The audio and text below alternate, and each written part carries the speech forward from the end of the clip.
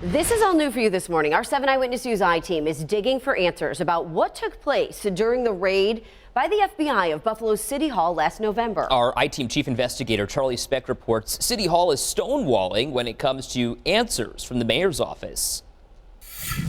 There's a good chance November 6th was one of the most nerve-wracking days of Byron Brown's 14 years in office. Good evening. The third floor of Buffalo City Hall has been a hotbed of activity since sunrise. Government agents have been filing in and out of the city's Office of Strategic Planning.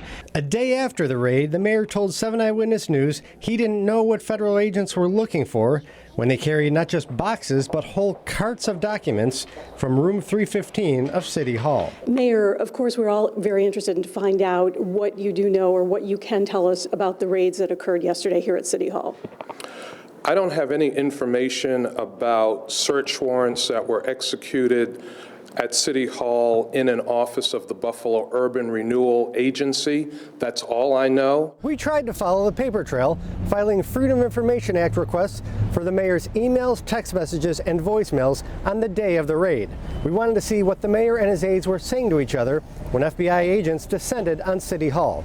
But what started as a simple public records request has become an example of how the Brown administration defies the law when it comes to providing records to the public. It shouldn't take this long. It shouldn't be that complicated to fulfill your request. We first asked for the communications of the mayor, his administrative assistant, and also his top aide, Mike DeGeorge, on November 27th. State law says public agencies have, quote, 5 business days to make the record available, deny the request, or furnish a written acknowledgement of the receipt of the request and an estimated date when the records will be provided. On December 6th, city lawyers said it would take up to 20 business days to determine whether they would provide the records, a deadline that came and went.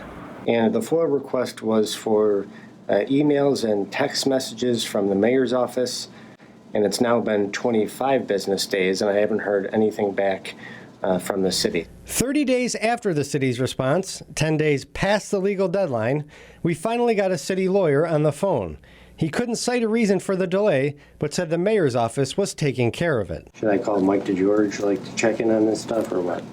He directed us to city spokesman Mike DeGeorge, who's paid $108,000 a year to speak for the mayor.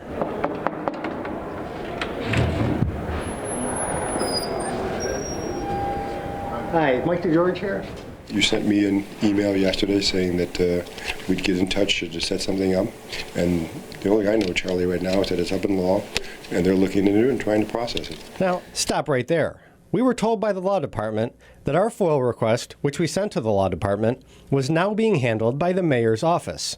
And here, the mayor's spokesman says it's being handled by the law department. So is there a reason for the delay? I don't know if there's a delay.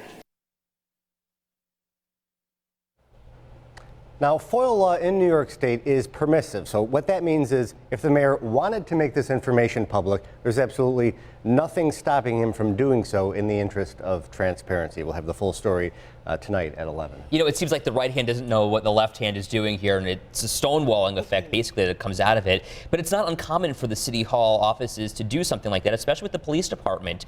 You know, we're actually looking for search warrants from that deadly crash in South Buffalo and can't get them despite the police officers telling us exactly what they're looking for already. So it's just one of those things that would increase transparency if they just release the documents. Yeah, tonight at 11, we're going to have more information on why this is actually part of a larger pattern here when it comes to the city of Buffalo and the Brown administration releasing records to the public. Really interesting. Charlie, thank you very much. And of course, you can see Charlie's full investigation right now on WKBW.com.